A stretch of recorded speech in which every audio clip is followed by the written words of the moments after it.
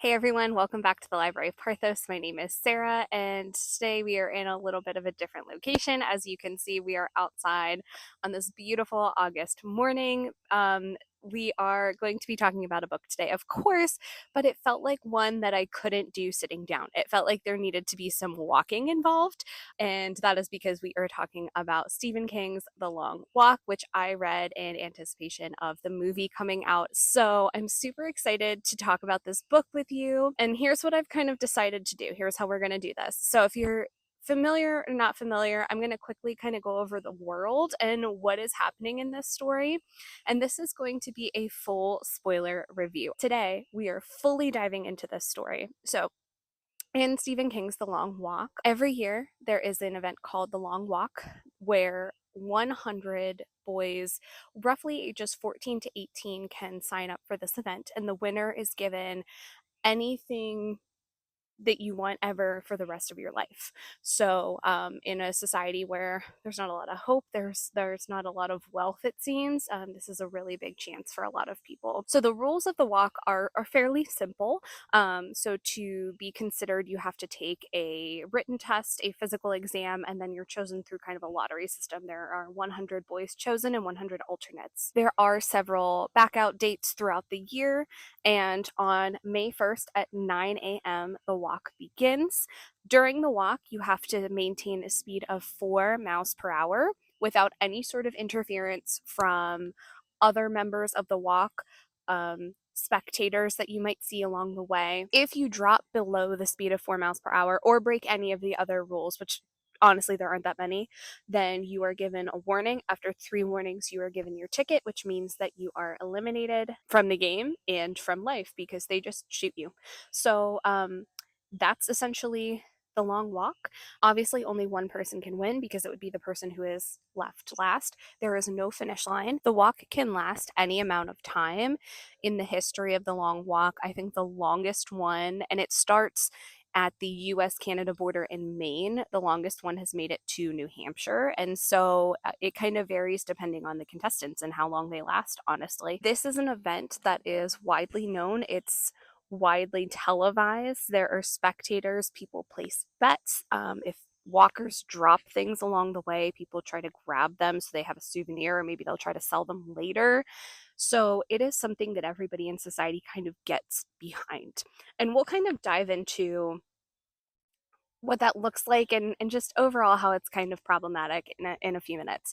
But that's kind of the setup for this video today. So as I said, I felt like we can't sit down and talk about this. We got to move. And so my goal today is I'm not going to maintain a speed of 4 miles per hour because I've tried that and that seems awful. In the movie that's coming out, they've dropped it down to 3, which I think is much more manageable. So I am going to maintain a speed of 3 miles per hour to the best of my ability while we talk through the rest of the long walk. I did download a tracking app, and what was really fun about it is that you could kind of change the voice as it gives you updates about your speed, your pace, like how far you've walked, and I changed it to like a military voice. Although it's really nice, unlike the major in the book and the other soldiers.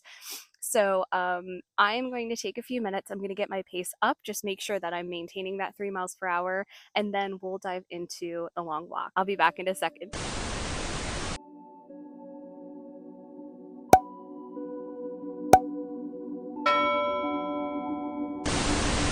Okay, we are back. I have roughly maintained my speed of 3 miles per hour. There are a lot of hills here, so that's making it a little bit difficult. I think we've established the world that the long walk takes place in. As I said, it's a dystopian world. Like the Hunger Games, it is a widely publicized event that everyone is kind of watching and invested in. And so, in a way, it almost feels like it's accepted socially to participate in this. And so, what I thought we would do, because again, the plot is just them walking for 311 pages.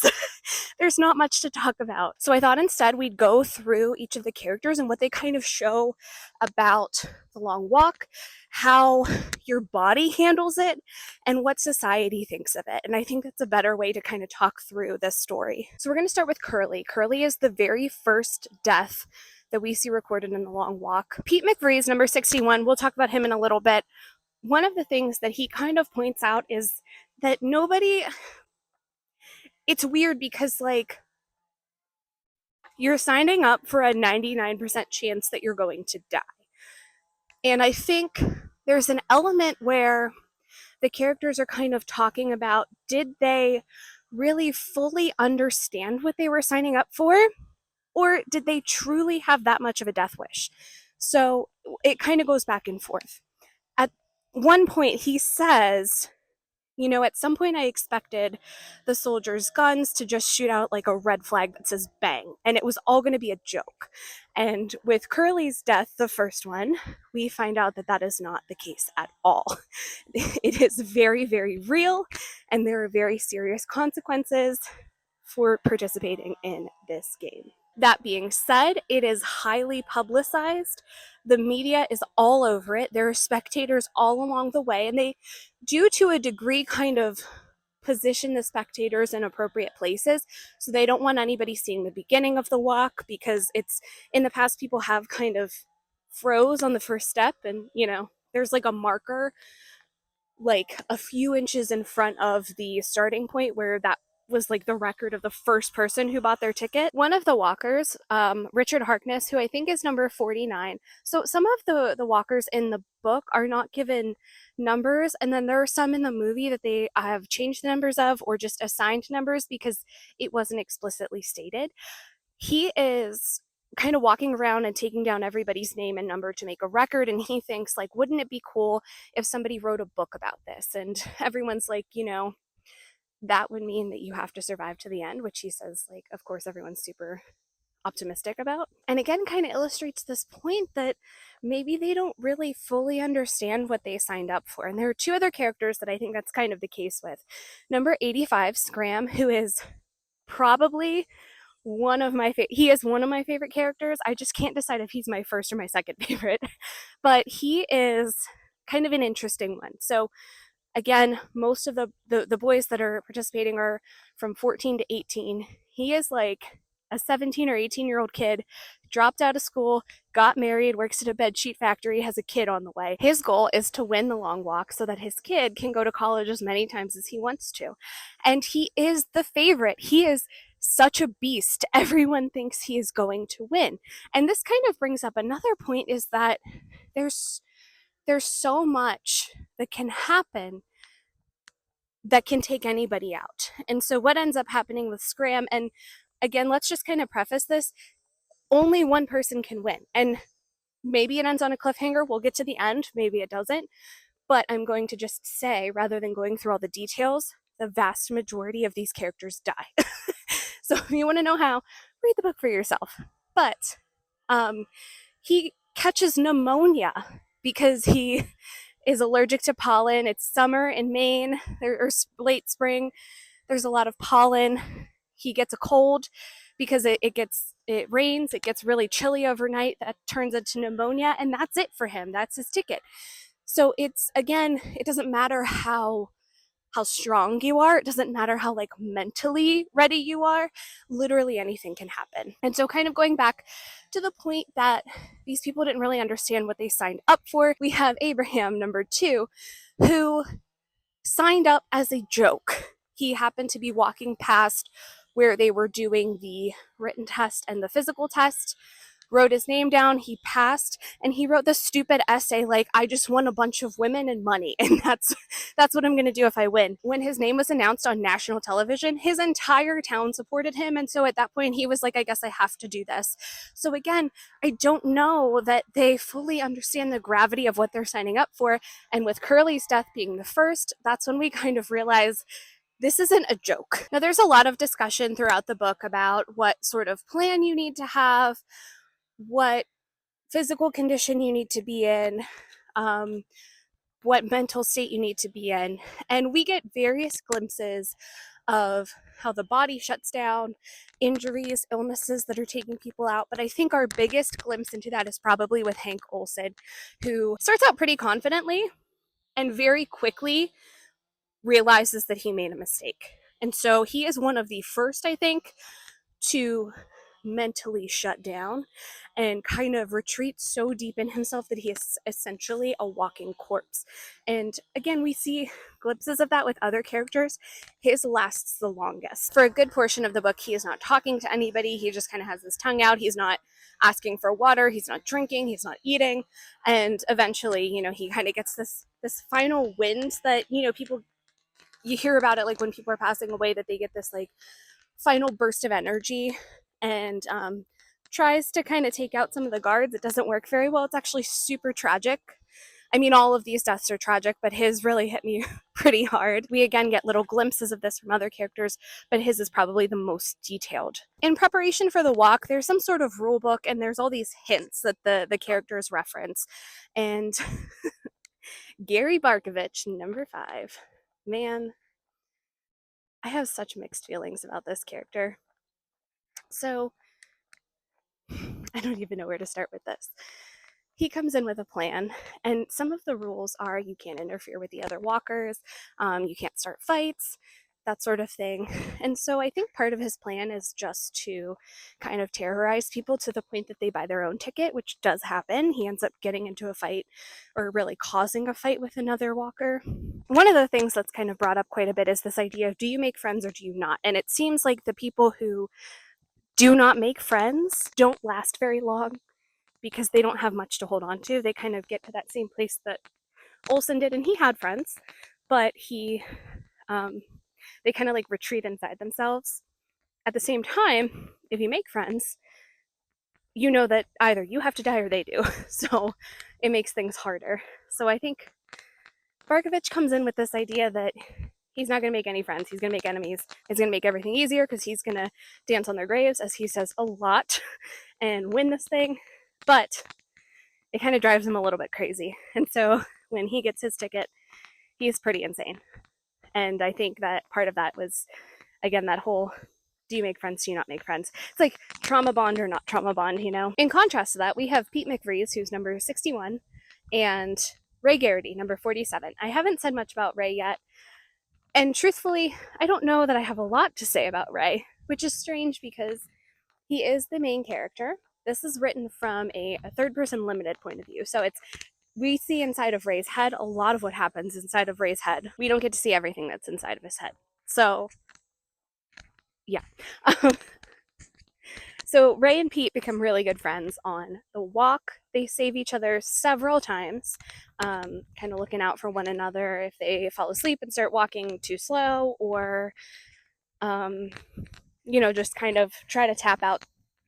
Then they'll help each other out. And I think, again, there's that whole, only one of them can win, but you kind of go crazy if you don't have somebody to talk to. And Pete does this kind of interesting thing throughout the book where he does at certain points try to push people away, but then ends up kind of leaning on that friendship more to make it through these very difficult times. As far as Ray Garraty being the main character, there's honestly nothing special about him. He is just a typical 16-year-old kid who signed up for this to try to make his life a little bit better. His dad, I think, was killed for kind of questioning the government and their use of the long walk. And so he's just hoping to make things better for his family. What's interesting is that we don't get really a lot of insight into everybody's reason for joining the long walk. So I think it's just, use your imagination. Ultimately, they want to have a better life, and this is their way of doing so. Last but not least, we have Stebbins, number 88, who is my personal favorite character. And Stebbins is a really interesting character. He keeps to himself. He's kind of odd. He gets a warning really early on. He finds that speed that the slowest that you can possibly walk and not get your ticket, and he sticks to that. So he lasts so long because of that.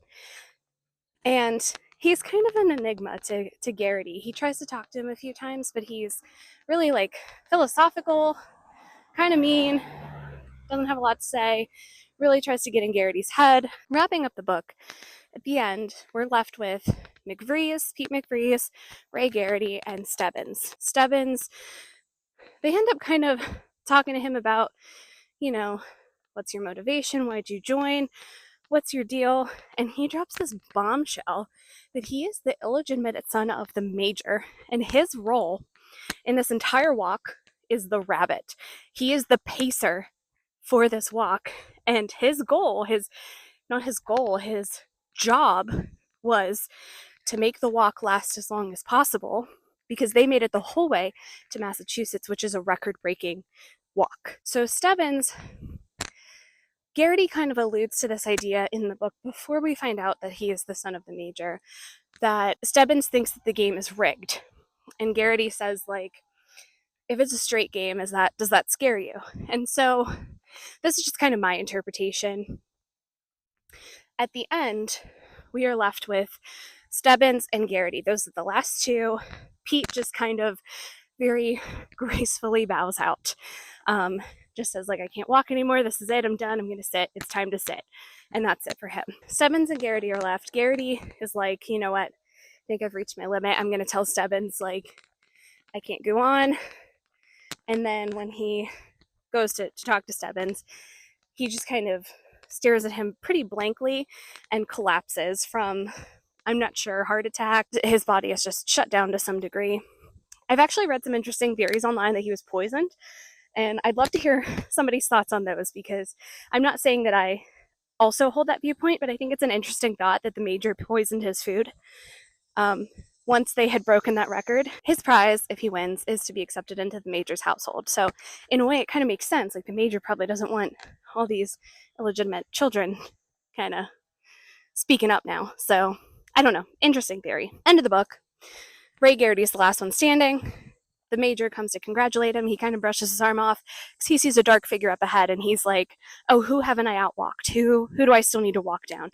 Starts walking toward them, and then he's like, who is it? Is it Pete? Is it Stebbins? Who's still standing? The major tries to stop him again. The dark figure puts their arms out like to welcome him, and then Garraty runs, and that is how the book ends.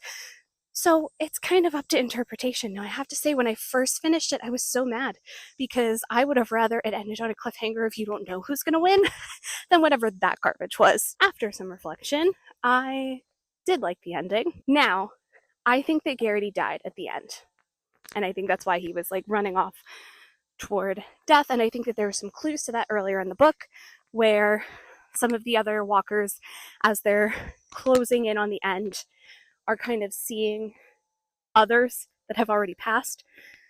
Garraty sees the dark figure at least twice in the book. So I do think that he died, whether that is just his heart gave out and he just, died after Stebbins, or he like truly ran away and was shot down by the soldiers.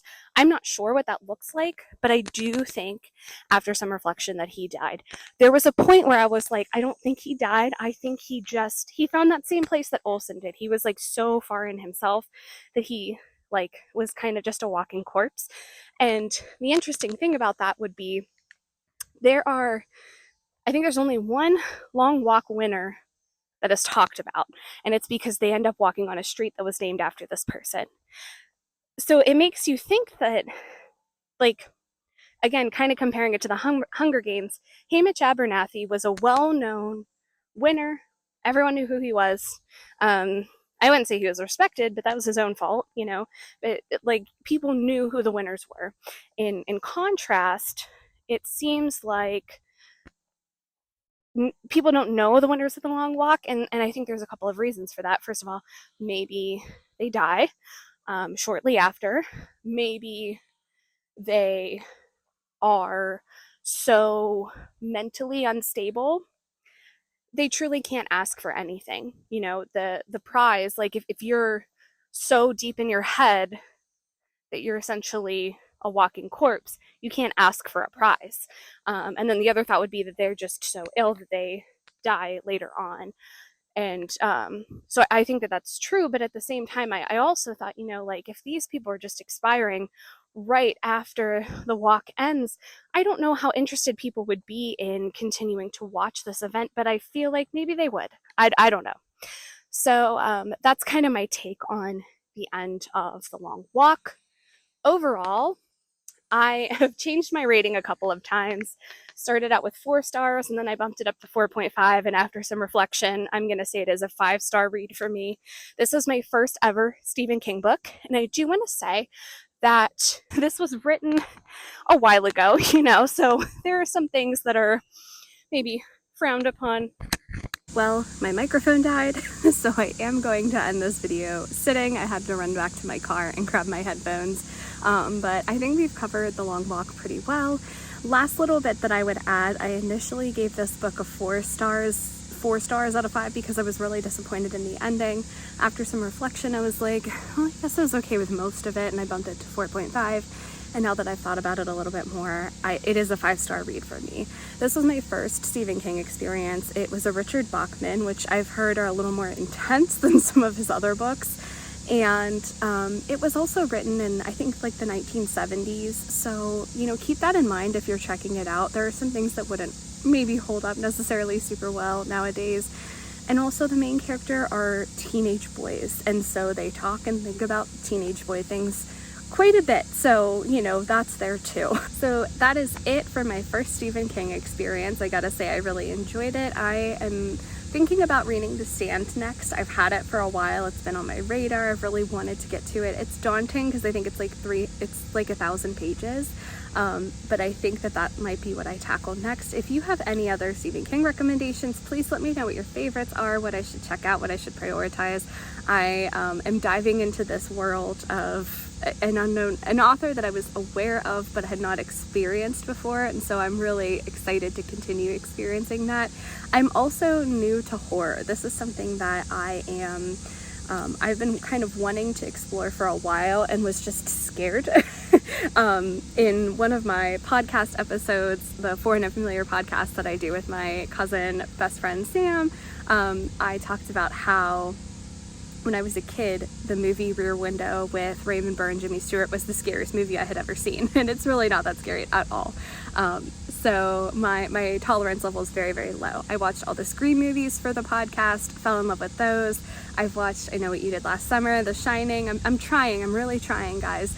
So I know Stephen King is much more horror, thriller, psychological thriller, along those lines, some supernatural stuff. So do keep that in mind if you're making recommendations, that I'm a little baby and I'm new to the realm of horror. Slashers I'm usually pretty good with. I think I prefer those, but anything else, please give a warning, trigger warnings, quick summary, let me know so I can kind of decide if I need to read that now or maybe, build the tolerance a little bit. But if you've read The Long Walk and you want to talk about it, let's do so. If you are excited to see the movie and you watch it and end up reading the book, let me know your thoughts. I'd love to hear all of that. As always, thank you so much for watching, and I'll see you in the next one. Bye.